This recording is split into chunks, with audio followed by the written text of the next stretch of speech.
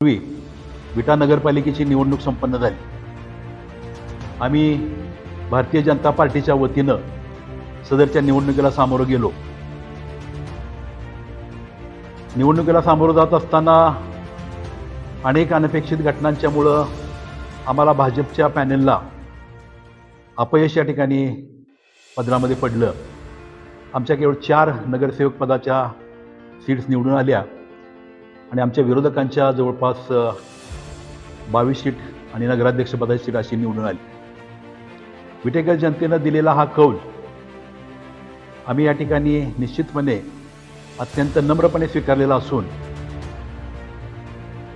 आमच्या पदरामध्ये जे अपयश पडलं त्याची कारण मीमांसा करत असताना विटे शहराच्या मतदार यादीमध्ये असलेली काही बाहेरच्या गावातील मतं असतील, अर्थकारणाचा झालेला कमालीचा वापर असेल किंवा आमच्याच दुर्दैवानं आमची काय मित्रमंडळी त्या बाजूला गेल्यामुळं आमच्या पदरामध्ये हे सदरचं अपयश आलं, असं एक कन्क्लुजन साधारण आम्ही काढलेलं आहे. आणि त्या दृष्टीनं आम्ही या पुढच्या काळामध्ये विटेकर नागरिकांनी जो आमच्यावर विरोधकाची भूमी बजवायचा जो जनादेश दिलेला आहे त्याचा सन्मान करून येणाऱ्या 5 वर्षामध्ये आम्ही या ठिकाणी अत्यंत सक्षम अशा विरोधकाच्या भूमिकेमध्ये काम करत राहू. अनिल अप्पा बाबर असतील, विनोद गोसावी असतील किंवा त्या भाजपचे जे काही इथले कार्यकर्ते असतील त्यांच्याबरोबर चर्चा या ठिकाणी आमचे नेते यांनी केलेली होती. त्यामध्ये काय गोष्टी चर्चा झालेली होती, काय गोष्टी चर्चा सुरू होती आणि त्या अनुषंगानं उमेदवारी अर्ज भरण्याच्या अंतिम टप्प्यामध्ये अनेक अनपेक्षित घडामोडी झालेल्या आपल्या सगळ्याला पाहायला मिळाल्या. आणि त्यामध्ये अनिल अप्पा बाबर यांना त्या ठिकाणी त्यांची उमेदवारी रद्द झालेली आणि बाकीच्या घटना घडलेल्या आपल्या समोर आहे. आणि या सगळ्या पार्श्वभूमीवर माननीय अनिल अप्पा बाबर यांनी 2 दिवसापूर्वी एका कार्यक्रमामध्ये मत व्यक्त करत असताना अत्यंत खालच्या पातळीवर जाऊन या सगळ्या घटनेचा उहापोह केलेला आहे किंवा आमच्या सगळ्यांच्या विषयी अत्यंत गलिच्छ भाषा वापर करून आमच्यावर टीका करण्याचा प्रयत्न केलेला आहे. त्यामध्ये आमच्या सगळ्या महिला भगिनी असतील त्यांच्यावरची टिंगलटवाळी करणे किंवा आमचे काय नगरसेवक मित्र असतील, उमेदवार मित्र असतील त्यांच्याविषयी चुकीच्या पद्धतीनं वक्तव्य करणे, माझ्या बाबतीमध्ये बोलत असताना कुचका, सडका, किनपाट अशा पद्धतीनं त्यांनी वक्तव्य केल्याचं आपण सगळ्यांनीच ऐकलेलं आहे.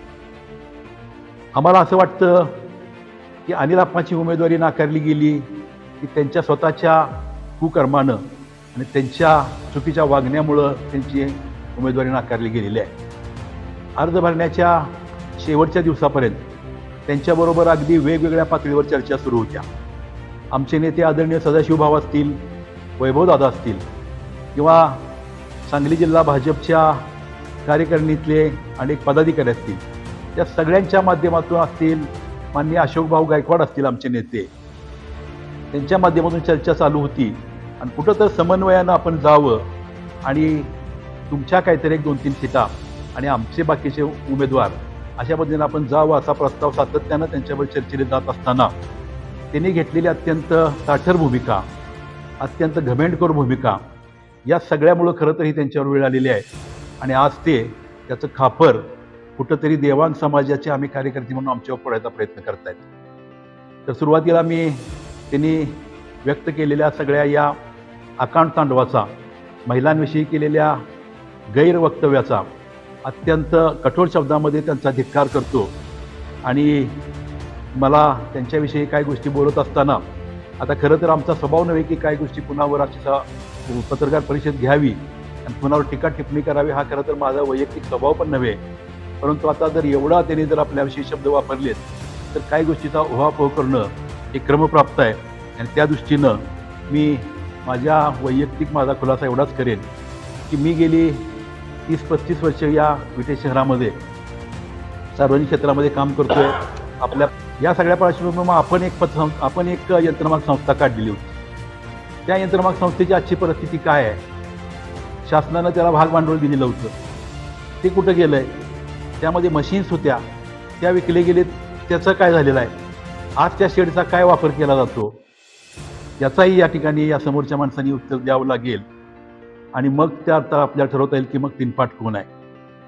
मी विट्यामध्ये बनशंकरी नागरी पतसंस्थेच्या माध्यमातून मी आणि आमच्या काही सहकार्यांनी पतसंस्था स्थापन करून त्या माध्यमातून अनेक छोट्या मोठ्या उद्योजकांना किंवा व्यापाऱ्यांना कर्जपुरवठा करून त्यांना आपल्या पायावर उभा करायचा प्रयत्न केलेला आहे.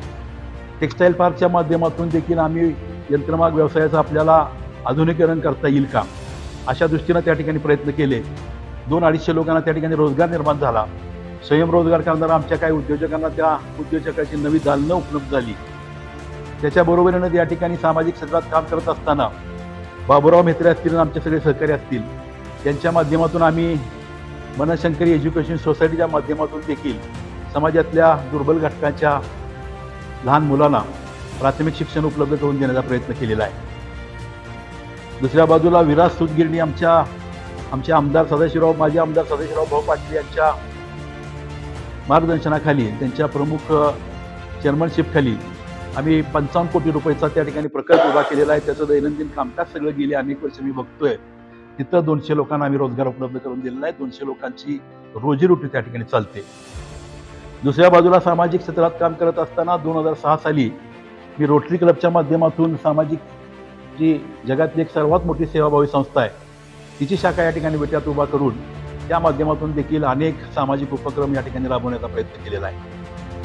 ह्या सगळ्याला जर आपण कुचका किंवा टिनपाट किंवा सडक्या मेंदूचा म्हणणार असू तर मी निश्चितप्रमाणे कुचका आहे, टिनपाट आहे किंवा सडक्या मेंदूचा आहे.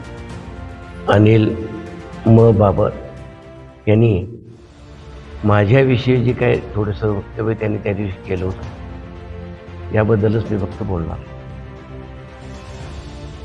त्यांनी पहिल्यांदा उल्लेख केला किरण भाऊंचा, त्यानंतर उल्लेख केला माझा.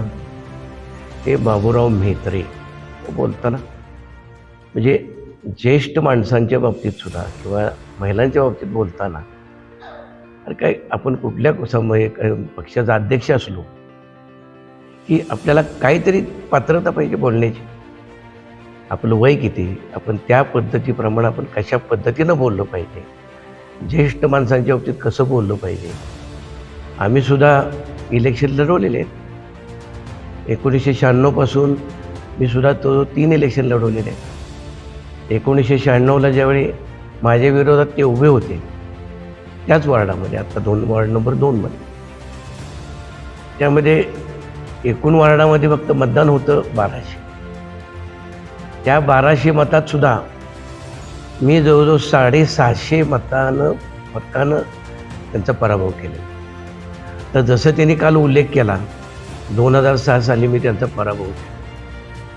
पराभवामध्ये तुमची ताकद किती हो, म्हणजे ह्याचा जर उल्लेख जर तुम्ही केला सारखं आजपर्यंत तुम्ही म्हणताय माझ्यामुळे हे येतात, माझ्यामुळे ते पडतात, माझ्यामुळे ते होते.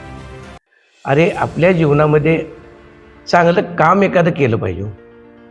ह्या निमित्तानं मला एवढंच सांगणं आहे की नुसतं आपण तिथं ह्याच्यात बसतो आणि तिथून आपण कुठल्या लोकांच्या बाबतीत सुद्धा, आता समजा ते काय वाटप करत असतील, त्यांनी जी काही थोडीशी काय त्यांच्याबरोबर जी काही थोडीशी माणसं आहेत त्यांच्याबरोबर ते स्वतः कधी जातात नाही. हे खुर्चीत बसायचं आणि त्या माणसाला पाठवायचं. अरे त्यांना काय मानपान, ज्या लोकांचं तुम्ही पाठवता त्या लोकांना काय मानपान आहेत का नाही. तुम्ही इथं खुर्चीत बसणार आणि तुमच्यातर्फे त्यांना काहीतरी बक्षीस. अशा पद्धतीनं सार्वजनिक काम होत नसतं. एवढंच त्या पद्धतीनं. आणि बोलताना सुद्धा आपण एकदा, तुम्ही खरं म्हणजे काल म्हणत होता की वरची सीट म्हणजे नगराध्यक्षपदाची सीट आणि खालच्या 6 सीटा मला दिल्याशिवाय मी कुठल्याही परिस्थितीत मान्य करणार नाही. आता तुम्हाला खरं चान्स होता, आता कशाला भाजपच्या, आता इतकं तुम्ही भाजपच्या बाजूनं तर कधी आजपर्यंत तुम्ही काम केलेलं नाही. तुम्ही एकच करायला पाहिजे होतं. मग तुमची ताकद तुम्हाला बघायची आहे ना, किंवा विटा शहरामध्ये तुमची ताकद किती आहे. तुमचे 6 उमेदवार आणि वरच्या नगराध्यक्षपदाचा उमेदवार जर तुम्ही अपक्ष म्हणून जरी इलेक्शन लढलं असतं तर तुम्हाला ऑटोमॅटिक कळलं असतं की तुमच्या पाठीमागं विटा शहरामधलं मतदान किती आहे. हे आम्हाला सुद्धा अजून कळलेलं नाही. एका गल्लीमध्ये 2-3 घरं असतात, त्या दुसऱ्या गल्लीमध्ये 1-2-3 घरं असतात आणि त्याच्या आधारे नुसतं आपण काहीतरी पैसे खर्च करतो. पैसे आपण कसले मिळवतो ते आहेत का कष्टाचे?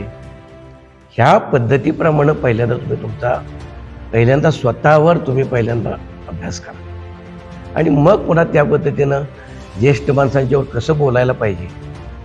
अरे काय आपण कुठल्या ट्यूनमध्ये बोलतो? आम्ही सुद्धा निवडणूक जिंकलो, पण आम्ही कधी कुणावर कधी टीका केलेली नाही. विरोधकांच्या बाबतीत सुद्धा आमचे जे काही वैयक्तिक आमचे जे संबंध आहेत ते पूर्वीपासून तुम्हालाही माहीत आहे किंवा आपण कधीही कुणाबरोबर अपशब्द बोललेला नाही.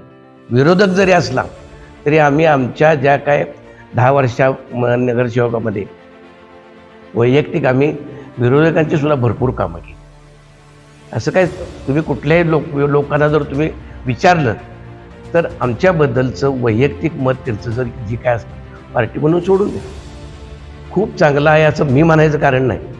तुम्ही लोकांना विचारा आमची वागण्याची पद्धत, आमच्या घराण्याची वागण्याची पद्धत किंवा आम्ही सगळ्यांच्यावर बोलताना सुद्धा कशी उगाच त्याला जाहीर काय आपलं रूप कधीही देत आणि देणार पण नाही. एवढंच मला त्या निमित्तानं बोलायचं आहे. त्यांची सुधारणा होणं आवश्यक आहे आणि खूप पद्धतीनं आपण जरा उपचार करणं सुद्धा खूप गरजेचं आहे. एवढंच या निमित्तानं मी सांगतो आणि मी थांबतो. जय. प्रथमतः पत्रकार बंधूंना माझा नमस्कार आणि त्याचबरोबर आज नगराध्यक्ष आणि त्याचबरोबर निवडून आलेले 22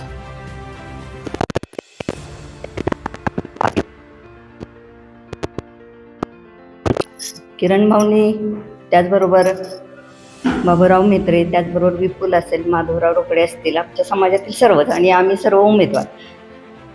मला आज एकच सांगते, भाऊंनी सगळा उल्लेख केलेलाच आहे.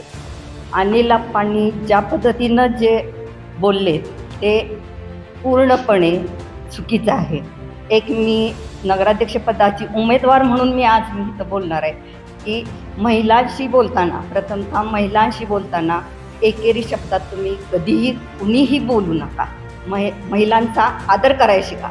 आणि हे करत असताना त्यांनी आता भाऊंनी सगळं सांगितलेलंच आहे. प्रत्येक प्रभागातलं त्यांनी उमेदवाराचे त्यांनी किती मतानं पडलाय एवढं सांगायची काही आपण गरज नव्हती. कारण का प्रत्येक उमेदवार सुशिक्षित आहे, त्याला सगळं माहिती आहे. त्यामुळं त्यांनी एवढं विश्लेषण करायचं नव्हतं, हे माझं मत आहे स्पष्ट. आणि मी एवढं सांगेन की त्यांनी एक शब्द वापरला की हरलो की राजकारण संपलं, तो माणूस संपला. असं कधी होत नाही आप्पांना. आज मी सांगते, आप्पा पण मागच्या वेळेस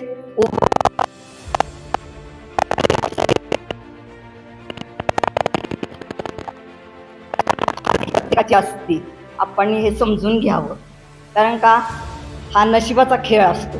कुठलंही कोणतंही पद, एखादं मोठं पद आपल्याला जर जिंकायचं असेल तर आपल्याला लक फॅक्टर हा सुद्धा महत्त्वाचा असतो त्याबरोबर.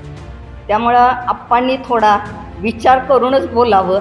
आणि आपल्या समाजात, आणि तुम्ही भाजप पक्षाचं नेतृत्व करताय, आम्ही पण भाजप पक्षाचेच उमेदवार आहे, मग तुम्ही केलं काय हा माझा प्रश्न आहे. तुम्ही भाजपची बाजू घेताय का कोणाची बाजू घेताय हा माझा मोठा प्रश्न आहे. आणि हे त्यांनी जाणून घेऊन हे जो उत्तर द्यावं आम्हाला सगळ्यांना. आणि हे सांगत असताना आज आम्ही महिलाच्या वतीनं आम्ही आज आप्पांचा निषेध आणि निषेधच करतोय. एवढं बोलते आणि थांबते. आप्पा, ह्या निमित्तानं एक तुम्हाला माझं सांगणं आहे. तुम्ही माझ्या वडिलांच्या वयाचे आहे. माझ्या आईचे संस्कार आहेत की आपल्या मर्यादा काय कधी सोडायच्या नाहीत. पण या ठिकाणी तुम्हाला एक सूचना समजा किंवा एक इशारा समजा. इथून पुढं मी माझ्या कुटुंबियावरती कोणावरही तुम्ही वैयक्तिक पातळीवर जर काय बोलाल तर आपल्या पण बऱ्याच भानगडी आहेत, त्या आम्हाला काढायला लावू नका. तुमच्या आजूला बाजूला खाली वर काय घडतं ती समाजाला सुद्धा माहीत आहे सगळ्या.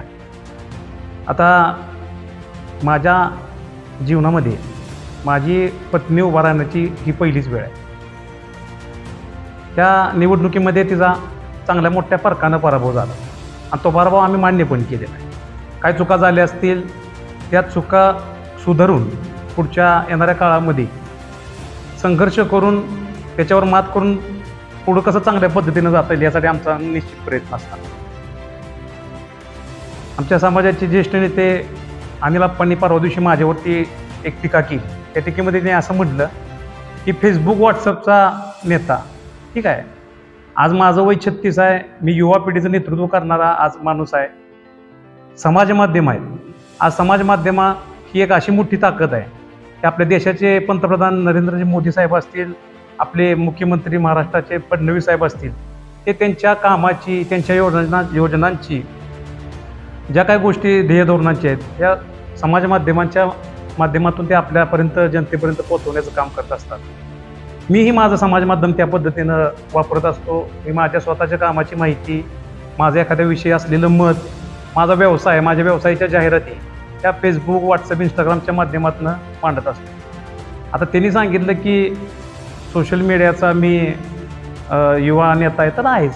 आता त्यांना जर इंटरनेटचा त्यांचा कोणताही जर संबंध नसेल, त्यांना व्हॉट्सअप, इंस्टाग्राम या गोष्टी जर माहीत नसतील, तर तो त्यांच्या अज्ञानाचा विषय असं मी म्हणतोय. त्याच्यानंतर त्यांनी माझ्यावरती दुसरा एक आरोप केला की फार मोठ्या मतानं आम्ही त्याचा पराभव केलेला आहे. मुळात त्यांनी स्वतः विसरलेले आहेत. माझं वय आज 36 आहे. येणाऱ्या भविष्य काळामध्ये मला अनेक संधी उपलब्ध होती, पण हा माझ्यावर आरोप करताना ते पण विसरले की ते देखील त्यांच्या पहिल्या निवडणुकीमध्ये अपयशी झाले होते. अगदी जवळपास 600 ते 700 मतांनी त्यांचा त्या ठिकाणी 1996ला पराभव केलेला होता. हे त्यांनी विसरता कामा नये. तिसऱ्यांदा त्यांना जर माझ्या वैयक्तिक राजकारणावर जर काय बोलायचं असेल तर माझ्या कुटुंबाविषयी, माझ्या आईविषयी त्यांनी एक चुकीचं उद्गार त्या ठिकाणी वापरलं. ते म्हणले तिची आई रडत तिकीट मागायला गेलती, आता तिला काय हसते का, बरं वाटते का? त्यांना हे लक्षात यायला पाहिजे होतं की राजकारण त्यांचं माझं आहे. माझ्या व्यक्तिगत कुटुंबावरती त्यांनी बोलायची कोणतीही गरज नव्हती. आता तसं म्हणायला गेलं, आज तुम्ही सगळे पत्रकार आहे, सगळ्यांना काय गोष्टी माहिती आहेत, समाजाला माहिती आहे, ते तिथंपर्यंत सीमित राहू द्या. मला समाज माध्यमांवर बोलायला तुम्ही भाग पाडू नका, एवढी या ठिकाणी विनंती करतो. ह्याच्यानंतर ते म्हणले ह्या 22च्या 22 ज्या सीटा निवडून आल्या, ह्या सगळ्या माझ्या नाराजीचा फटका त्यांना बसलेला आहे. खरं तर विचार केला, आज तुम्ही सगळी पत्रकार बांधव या ठिकाणी आहे, हे थोडंसं बदलाचं वार होतं. लोकांना आमदार साहेबांच्याकडे चेहऱ्याकडे बघून त्यावेळेला एकदा सत्ता बदल हवा होता आणि एकदा त्यांना लोकांनी संधी दिलेली आहे. खरं तर हे सत्य आम्ही नाकारू शकत नाही. पण आप्पांचं असं म्हणणं आहे की सगळ्या शिटा माझ्या नाराजीमुळे पडल्या. पण दुसऱ्या बाजून जर विचार केला तर मग आमदार साहेब असतील किंवा त्यांच्या कुटुंबियाच्या मेहनतीचं काहीच फळ नाही का?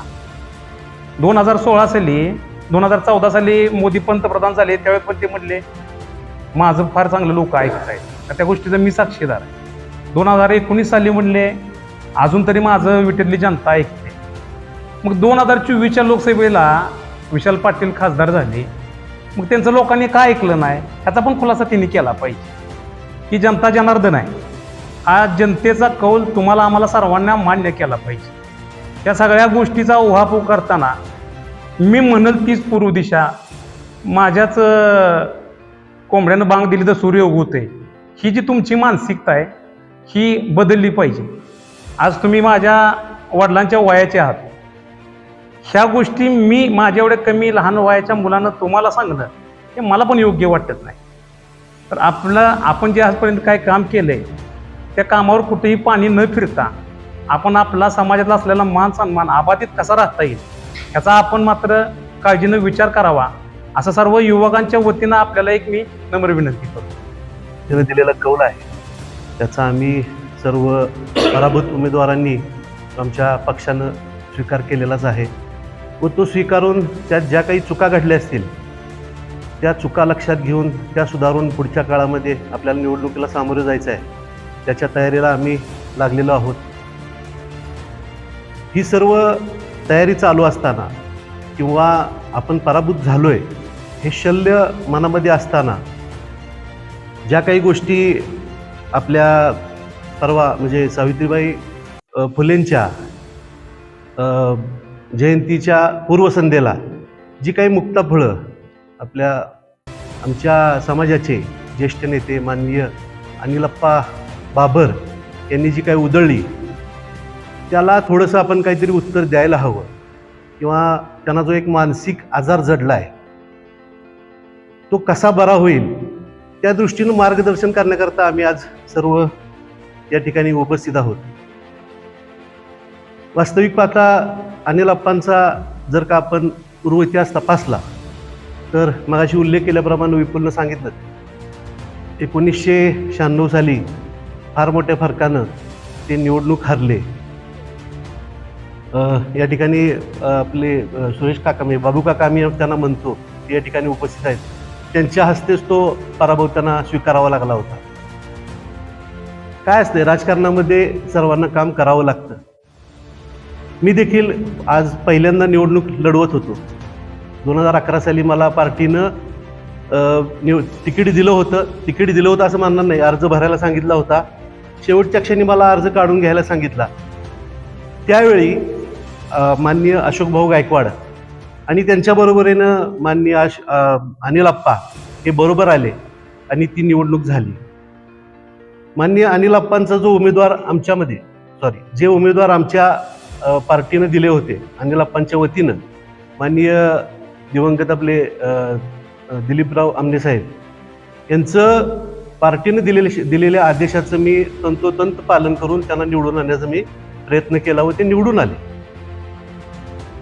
ही गोष्ट असताना आज ते ज्यावेळी निवडणूक आता मी सामोरं जात होतो, पहिल्यांदाच निवडणुकीला सामोरं जायचं असं मी ठरवून माझी गेली 14 वर्षाची तपश्चर्या मी म्हणू शकतो. मी 14 वर्ष वाट पाहत होतो की मला कधी संधी मिळते आणि मी त्यासाठी आग्रही होतो पार्टीकडे.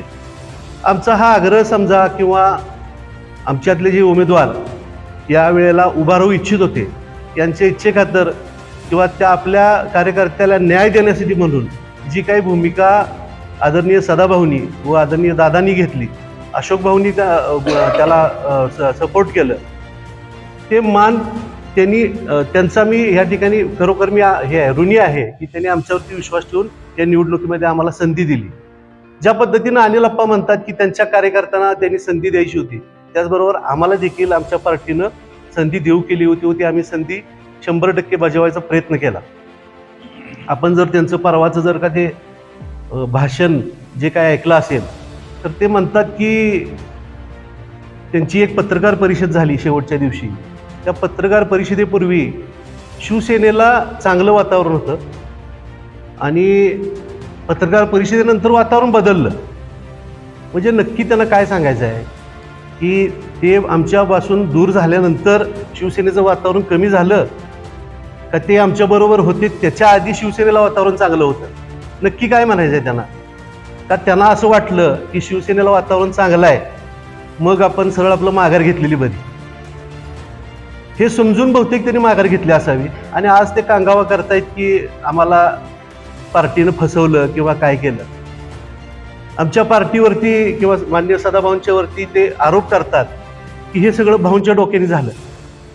वास्तविक पाहता हे पहिल्यापासून कधीही पक्षाशी प्रामाणिक राहिलेले नाही आहेत.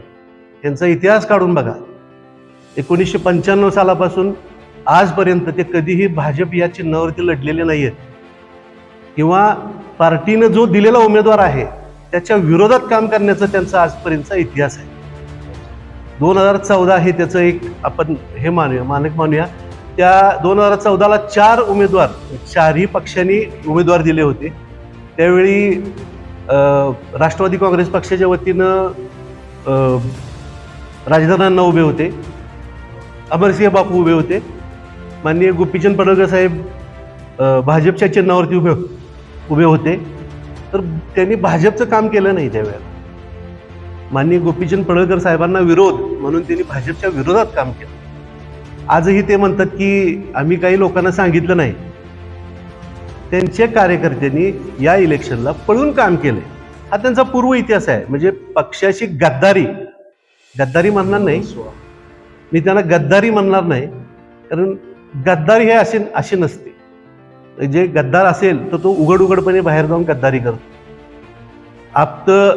आपले जे स्वपक्षाचे उमेदवार आहेत त्यांच्या विरोधातच राहून त्यांनी ह्या वेळेला काम केलंय हे सगळ्या विट्यानं पाहिलं. आणि आत्ता जी त्यांनी मुलाखतीमध्ये बऱ्याच गोष्टींचा जो काही उल्लेख केला आहे, आदरणीय किरण भाऊ त्यांना समाजभूषण पुरस्कार मिळाला आहे. हा ते समाजभूषण पुरस्कार देत असताना नाशिकचे जे समाज बांधव होते ते विट्यामध्ये आले होते. त्यांनी सर्वदूर त्यांनी त्यांच्या चारित्र्याविषयी, त्यांच्या व्यवसायाविषयी, समाजाविषयी असणाऱ्या कार्याविषयी त्यांनी सर्व माहिती घेऊन त्यांना समाजभूषण हा पुरस्कार दिला होता. आपण मध्यंतरी पाहिलं त्यांना एक गोव्याचा पुरस्कार मिळाला होता. आणि आमचे मित्र माननीय सुनील सुतार यांनी त्याबाबत फेसबुकवरती खुलासा केला होता की कसा हा पुरस्कार 4,500 रुपयामध्ये त्यांनी विकत घेतला, मागं लागून विकत घेतलाय. हे अशी प्रवृत्ती की ह्या प्रवृत्तीतून त्यांना पुढं जायचं आहे हे ते वेळोवेळी दाखवत आले. मी या ठिकाणी एक गोष्ट मुद्दाम सांगू इच्छितो. त्यांची जी प्रवृत्ती राहिलेली आहे पूर्वीपासून, ही विट्यामध्ये जे असणारे प्रतिष्ठित म्हणा किंवा जे समाजाभिमुख काम करणारी जी आमच्या देवांग समाजातली जी लोकं आहेत त्यांना मुद्दाम टार्गेट करून कसा आमच्या समाजातला जो मागासलेला वर्ग आहे हा त्यांच्या बाजूने कसा जाईल हा त्यांचा पहिल्यापासून प्रयत्न राहिला आहे. त्या दृष्टिकोनातून त्यांनी पहिल्यापासून प्रयत्न केला आहे. त्या गोष्टीचा साक्षीदार मी आहे. कारण ते ज्यावेळी विट्यात त्यांनी सुरुवात केली त्यावेळी 1992-93 दरम्यानची गोष्ट असेल, त्यावेळी त्यांनी आमच्या चौंडेश्वरी मंदिराविषयी, चौंडेश्वरी मंदिराच्या ट्रस्टींविषयी त्यांनी बोलून सुरुवात केली व आमच्या समाजातला काही घटक सोबत घ्यायचा त्यांनी प्रयत्न केला. आजही त्यांचा तोच प्रयत्न चालू आहे की ही मंडळी काही थांबत नाही, आपल्याला पुढे जायला काही कुठेही स्कोप मिळत नाही म्हणल्यानंतर मग ही अशी मुक्ताफळं आणि काय म्हणूया आपण त्याला, हे शब्द असं चार चौकात उच्चारणं देखील घाणेरडं वाटेल हे इतके वाईट उच्चार त्यांनी त्या ह्याच्यामध्ये केलेले आहेत. महिला भगिनींच्या विषयी बोलताना एकेरी उल्लेख असेल किंवा विपुलची आई